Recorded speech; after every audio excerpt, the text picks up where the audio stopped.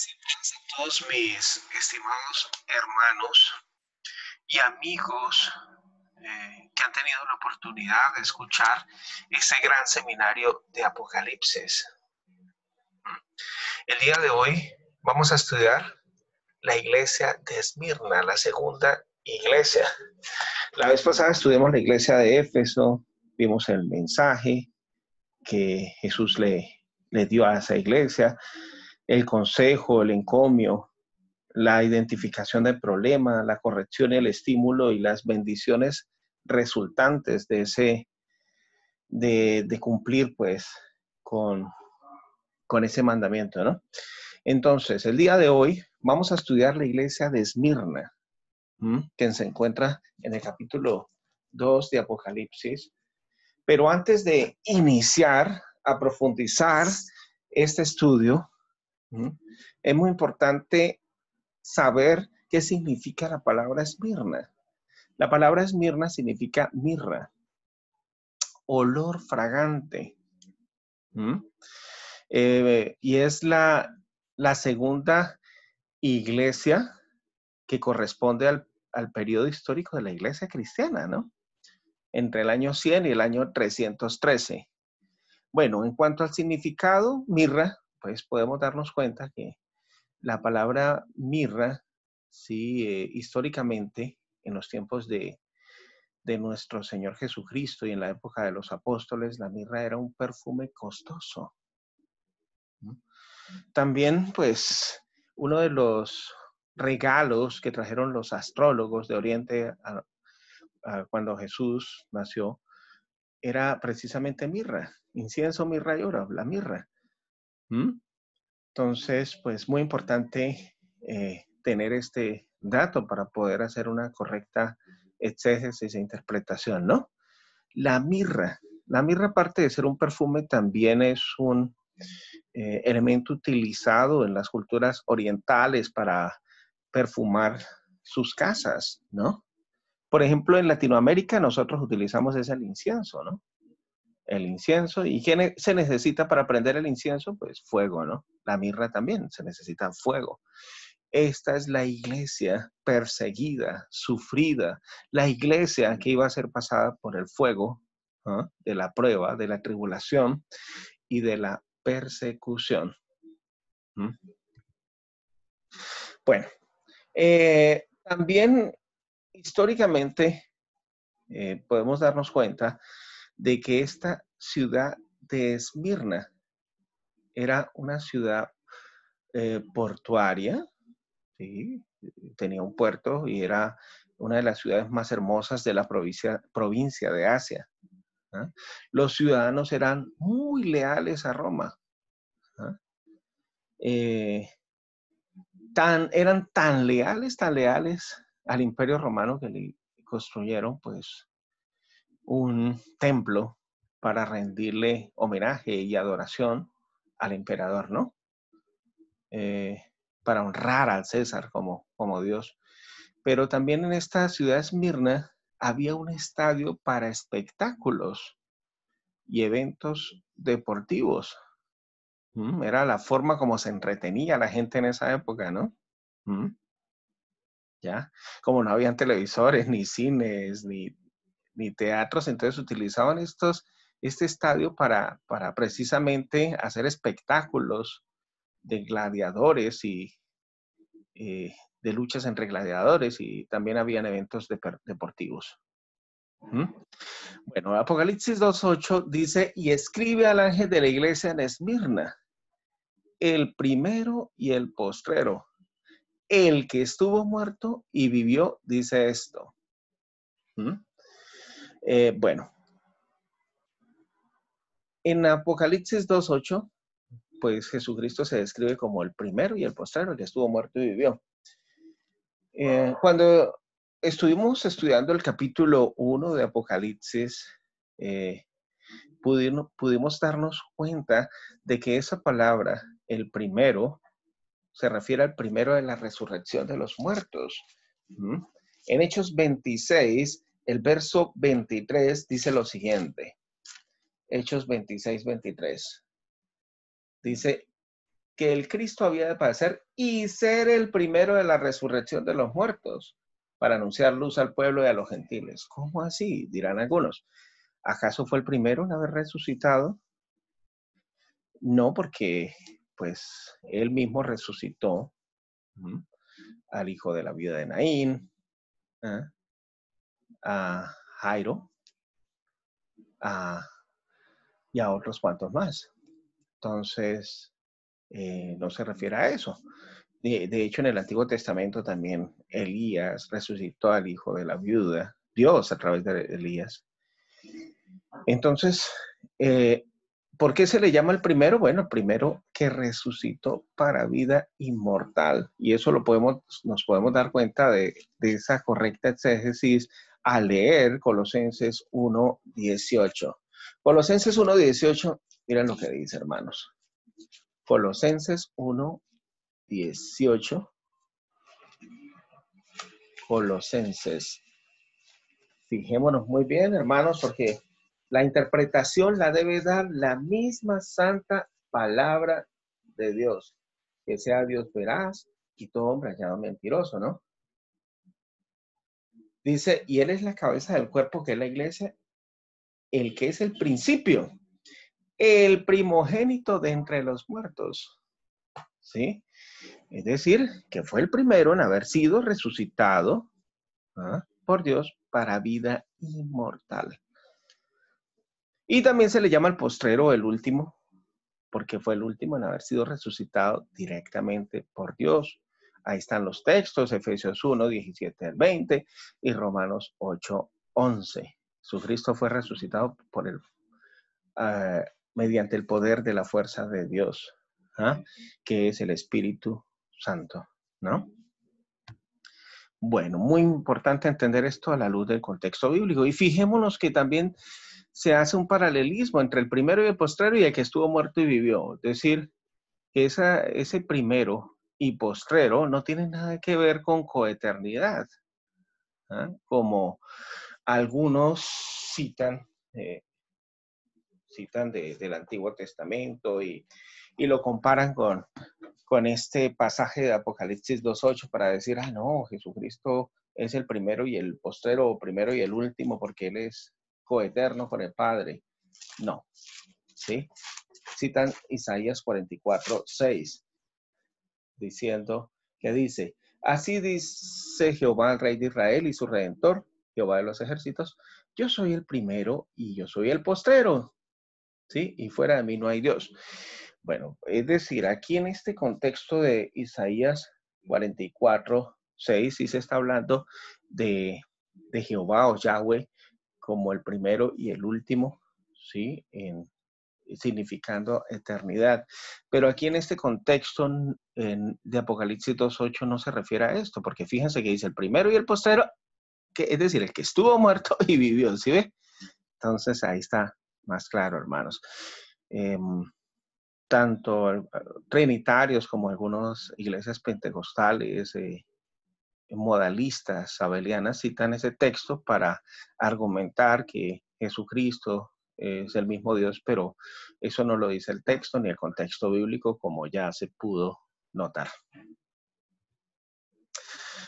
Dice, Apocalipsis 2:9, yo conozco tus obras y tu tribulación, las obras.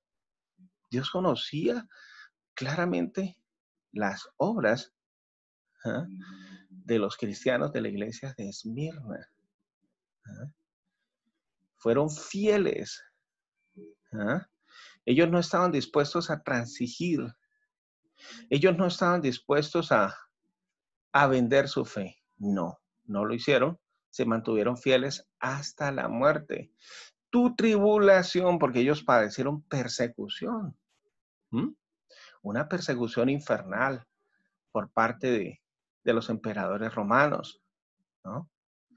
La iglesia de Éfeso fue perseguida por los judíos, por envidia de los judíos, porque ellos se creían pues el pueblo escogido de las promesas, y realmente lo eran, pero rechazaron a Jesús. Los líderes y los maestros de la ley rechazaron a Jesús. ¿Ah? E instigaron al pueblo también a rechazarlo. ¿Ya? Entonces, ¿qué pasó? Debido a esa envidia que sentían por los cristianos, empezó esa persecución en la iglesia de Éfeso. Pero la iglesia de Éfeso fue perseguida por los judíos. Pero ahora esta iglesia de Esmirna ya no fue perseguida por los judíos, sino por los emperadores romanos. Ellos querían exterminar a los cristianos. ¿Ah? Y por eso, pues, los cristianos experimentaron tribulación cuando fueron perseguidos por 10 emperadores romanos. Históricamente se puede comprobar, verificar, de que hubo 10 emperadores romanos que alentaron esta persecución. ¿Ya?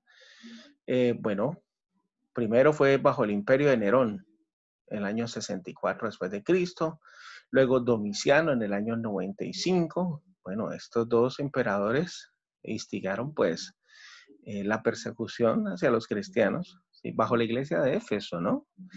La iglesia apostólica, ¿no? Pero después, en la iglesia de Esmirna surgieron otros emperadores, Trajano, Marco Aurelio, Trajano en el año 107, Marco Aurelio 165, Septimio Severo 202, Maximiano 235, Decio 249, Valeriano 257, Aureliano 275, ¿no? Y Diocleciano en el año 303, ¿ya? Diocleciano, ¿sí? Esta persecución impartida y decretada por Diocleciano fue una de las persecuciones más infernales y por eso quedó registrada aquí en el Apocalipsis, ¿no? Que dice que tendréis persecución, ¿ah? Como lo vamos a ver más adelante, por 10 días. Y 10 días en el cálculo profético de Números 14:34 y Ezequiel 4:6 significa día por año, ¿no? Entonces los cristianos, fueron perseguidos durante 10 años bajo el imperio del emperador Diocleciano, ¿ah? Hasta que llegó Constantino en el año 313 y estableció pues el edicto de Milán de libertad de culto, pero eso ya es la otra etapa de la iglesia, ¿ah? De Pérgamo. Bueno, también sigamos con la interpretación. Dice, recordemos que aquí decía, yo conozco tus obras, tribulación y tu pobreza, pero tú eres rico. ¿Por qué esta iglesia fue pobre? Porque esta iglesia, debido a la persecución infernal romana, tuvo que deshacerse de sus propiedades, de sus fincas, de sus casas, para irse a ocultar en las catacumbas. ¿Qué eran las catacumbas? Eran cementerios. Entonces, los cementerios, pues, y en esa época los cementerios quedaban en cuevas, entonces ellos se reunían ahí. ¿Eh? ¿Para qué? Por dos motivos: para escapar de la persecución del Imperio Romano, y segundo, para poder estudiar la palabra de Dios, poder reunirse, ¿ya? Y aunque eran pobres, es decir, literalmente, eran ricos espiritualmente porque fijémonos que cómo se presentó Jesucristo. Dice, el que estuvo muerto y vivió. En otras palabras, Jesucristo les dijo, ustedes van a morir, ¿sí? Ustedes van a experimentar una tribulación tremenda. Pero si mueren, no importa, resucitarán. Mire, yo estuve muerto, pero vivo, ¿sí ve? Lo mismo les sucederá a ustedes. Entonces eran ricos espiritualmente. ¿Eh? Tremendo, ¿no? También dice, y la blasfemia de los que se dicen ser judíos y no lo son, sino sinagoga de Satanás. En Apocalipsis 2:9. La blasfemia, bueno, la palabra blasfemar tiene múltiples significados, ¿no?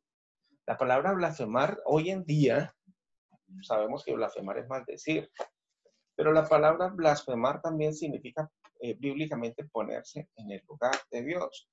¿Ah? Entonces, ¿qué pasaba? Se dice la blasfemia de los que dicen ser judíos, pero realmente no lo eran, ¿ya? Porque si hubiesen sido judíos verdaderos, verdaderos hijos de Abraham, hubieran aceptado a Jesucristo como el Mesías. ¿Ah? Por eso dicen ser judíos y no lo son. Recordemos que la Biblia dice claramente que nosotros somos hijos de los judíos verdaderos, no realmente son los que son según la carne, sino en sentido espiritual.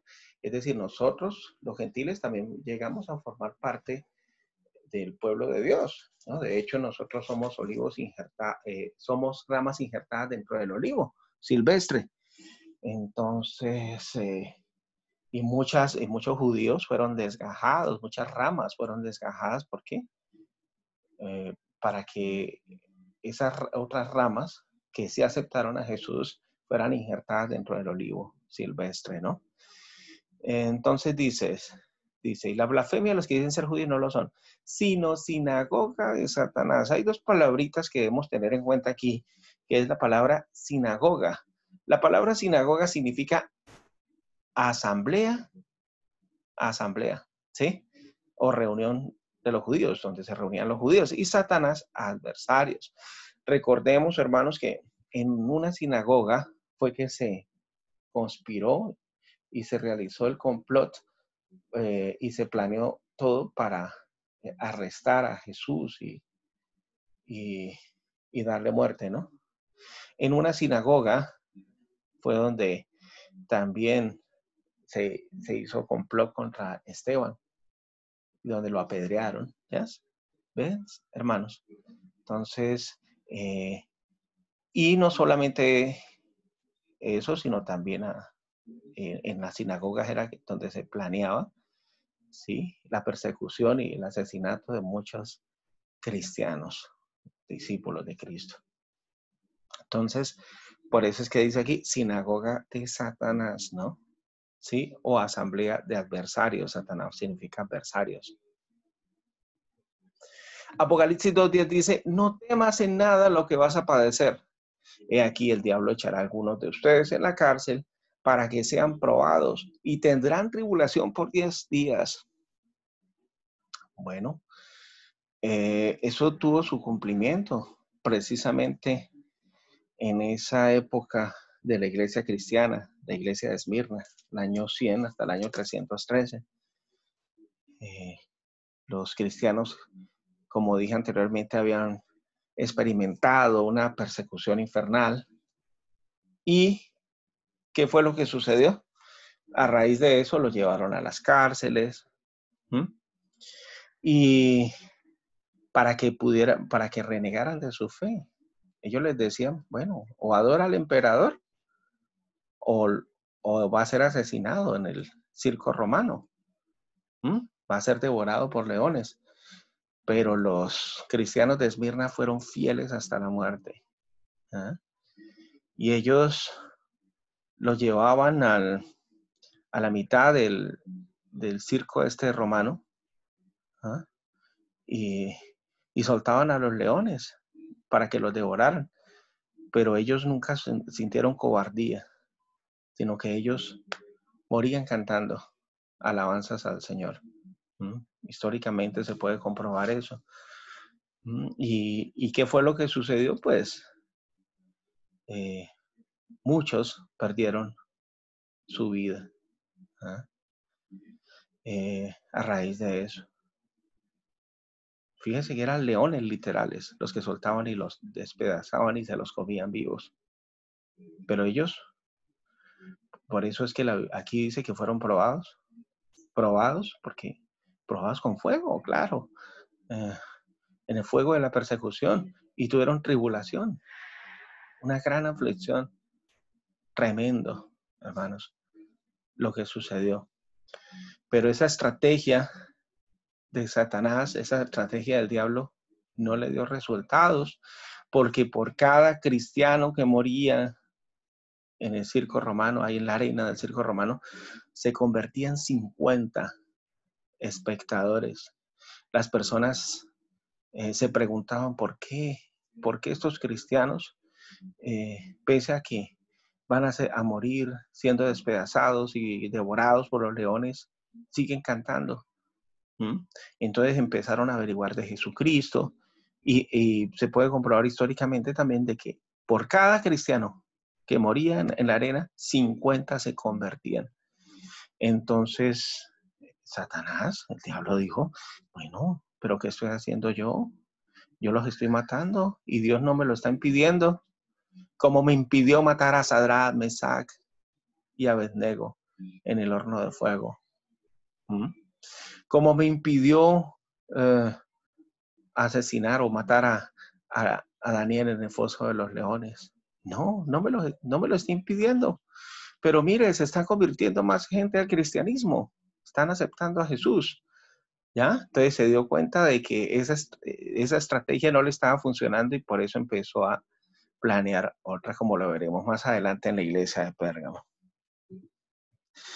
Bueno, y aquí dice, tendréis tribulación por 10 días, como lo expliqué anteriormente, bajo la persecución infernal del emperador Diocleciano. Los persiguió 10 años. Él estableció un edicto de persecución a los cristianos. Decía, él quería exterminarlos, ¿ya? Y entonces decía, bueno, denuncia a un cristiano y usted se queda con las propiedades de él.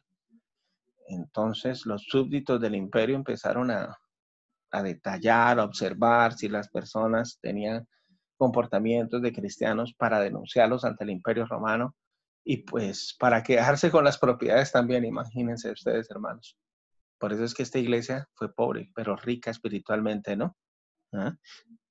Porque no transigió, es decir, no vendió sus principios, sino se mantuvo fiel hasta la muerte.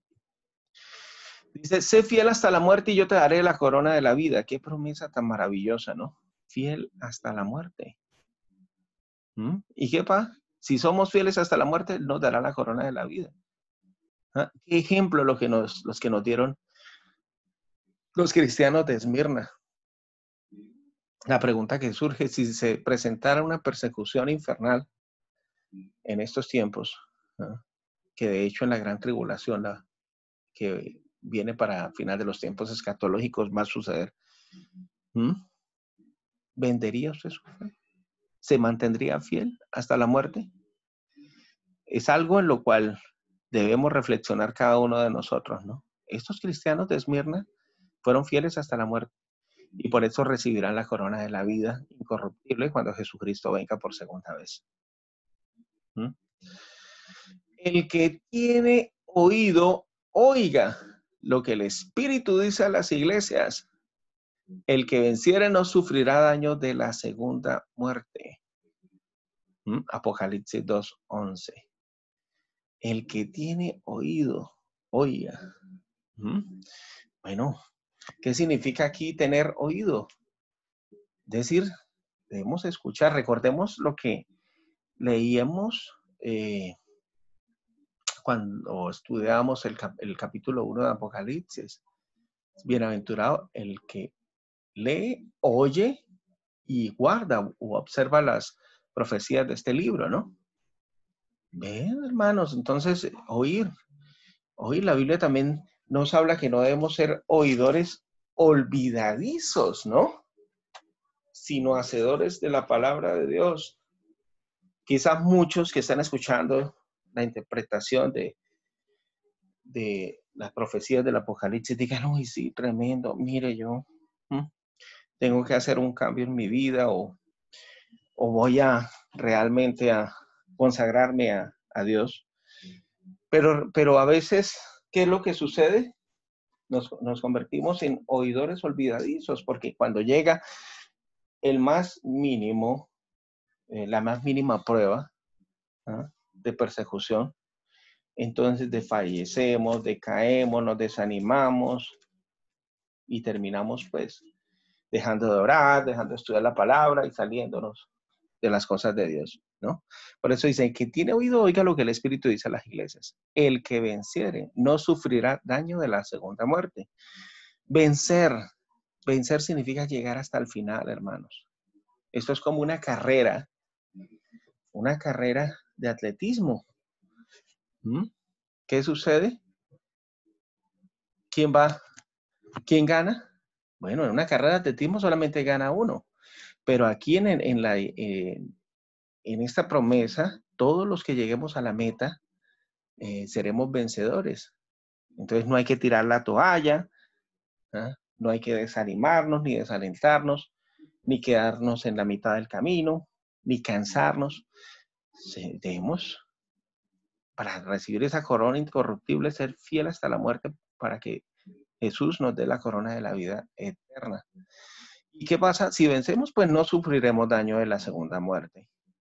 La segunda muerte es la muerte eterna de la cual no hay resurrección, representada por ese lago de fuego en Apocalipsis. ¿Ya? Entonces,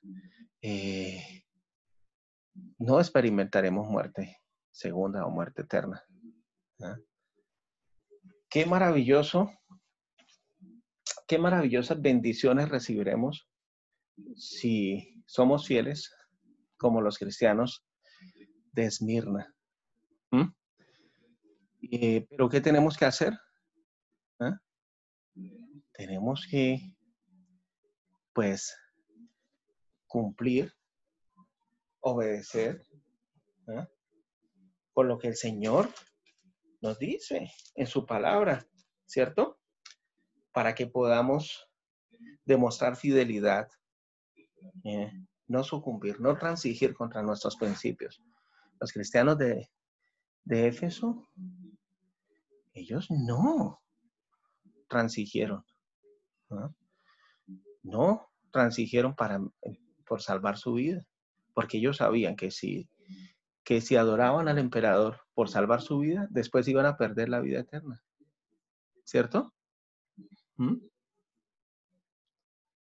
Ellos sabían que sufrirían daño de la segunda muerte si sucumbían a sus principios. Qué ejemplo para nosotros, hermanos. ¿Eh? Que este estudio nos sirva a nosotros también para meditar, reflexionar, ¿eh? Y hacer un análisis de nuestra vida, ¿eh?